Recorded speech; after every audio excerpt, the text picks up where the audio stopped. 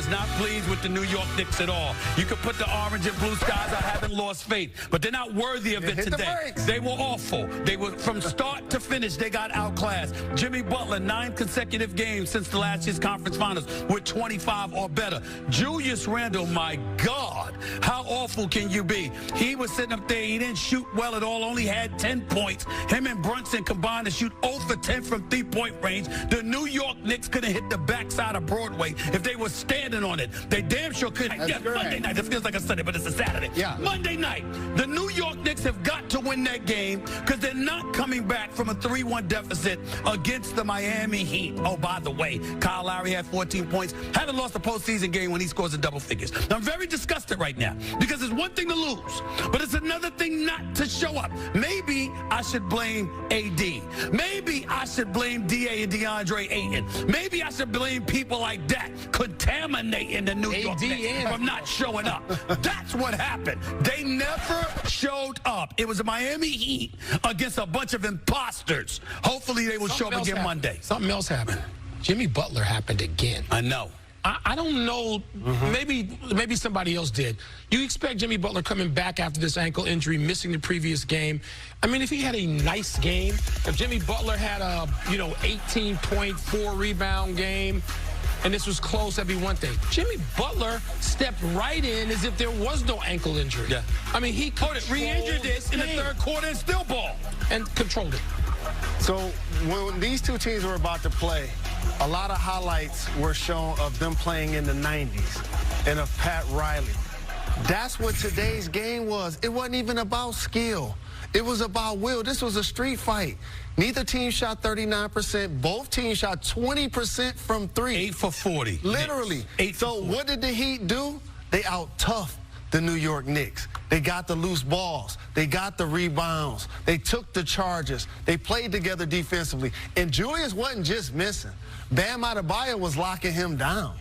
That's actually what was happening. They did a good job. They didn't have to play zone. They put Bam on Julius, kept him on the perimeter, contested his threes, and that was the formula for victory. I was an advocate of benching R.J. Barrett after the first 2 games. If he continued to play that way, he rose to the occasion, played lights out versus Cleveland the rest of the way. Julius Randle, I'm going to say the same thing. If you could tell early if he's into it, if he's going to be effective. If he's not, just sit him down, because guess what?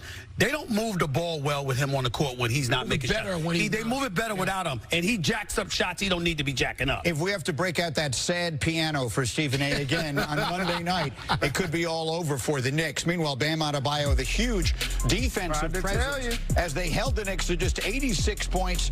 New York just 2 for 14 when Adebayo was the primary defender, with 13 of those field goal attempts being contested in the first 2 games of the series. The Knicks shot 65% against him. All right, we're joined now by our senior insider extraordinaire, the great Adrian Wojnarowski, on a day with some other big news. We're about to see LeBron James play Game 3 across the street, but it was his son today who made big news, setting the internet on fire. Greeny, Bronny James committed today to attend the University of Southern California in the fall. He'll play his college basketball right here in L.A. for the Trojans. Now, this is a player who's already very much on the radar of NBA teams. Our Jonathan Gavoni, our NBA draft analyst, has him projected as a lottery pick in the 2024 NBA draft when he would first be eligible to join. Considers him already the best defender in this class. And I was up in Portland, Oregon last month when Bronny James was playing for Team USA at the Nike Hoop Summit. A lot of NBA executives there. Talked to a lot of them over the course of a few days as they were evaluating Bronny James. What they've seen is a player who has continually gotten better in high school. Already a great defender, great playmaker, really highly intelligent player, plays great without the ball, just like his dad. Incredible team player, but he's gotten better at distance. About 6'3", a point guard. But LeBron James has talked a lot about the opportunity that he would love to have to play in the league with his son. Again, he would be eligible in that 2024 draft if he was going to be a one and done. LeBron James would be starting his 22nd NBA season. Such an important part of the story.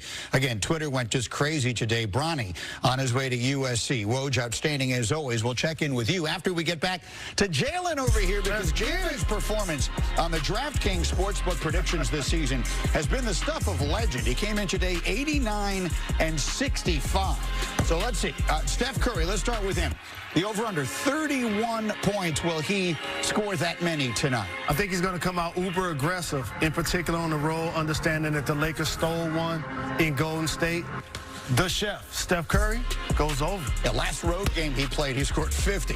How about LeBron? Will he go for 27 or more tonight? LeBron actually been struggling in this postseason from the three-point line, only shooting 21%. Hasn't been getting to the free throw line, less than 5 a game. But he's going to be aggressive today. I believe LeBron James, the king, goes over. That's another over. And then Anthony Davis, such a spotlight on him. Will he grab 15 or more rebounds? Ooh, 15. That's a lot. That's a big number. Oh, you got to be Will or Moses Malone for me just to bet that. So I'm going to say under, but that doesn't mean he's not going to have a great game. He did have 23 rebounds in game 1. And Trents have shot just 26% from the floor when Davis contests their field goal attempts. So he's got it done on the defensive end, as we've discussed at great length. It has been a matter of every other game on the offensive end for Anthony Davis. Simply put, Stephen A., is Anthony Davis the most important player in this series? I believe he has become that. Obviously, when the Splash Brothers are clicking, nothing's going to offset that.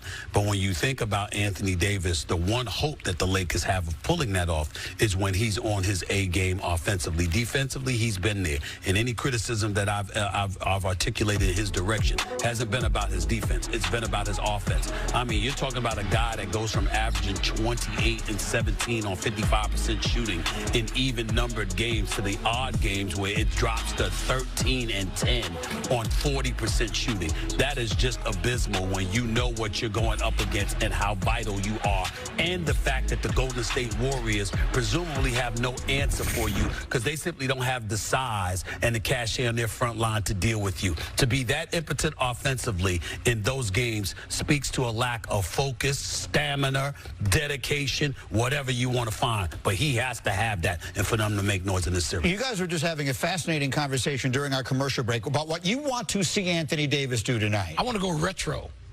I want to see Anthony Davis go down on the low block as if this is what Jalen did by mentioning Moses. He got me in this mood. No, but seriously, go down. When you're that small, when you're as small as the Warriors are, I'm going to send Anthony Davis down there, and I'm going to throw the ball into him 4 or 5 possessions out of the first 10 at the beginning of the game.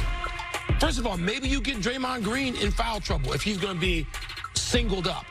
And if you double him quickly, and they have done that effectively, Anthony Davis is a willing and better than competent passer. He can find cutters. He can find shooters.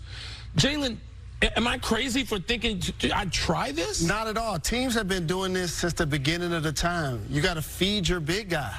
And once you do that, it activates the other parts of their game usually. Their rebounding, their shot blocking, their activity. And he has an advantage. He has the skill. He should have the will. Now, all of a sudden, when you're feeding him and featuring him, you give him a chance to get to the line, ease himself into the game, get a couple of buckets, maybe get a couple of fouls, and then all of a sudden, he's confident in what he's going to do tonight. What do you think? Well, listen, it's one thing to talk about what he can do and what he should do.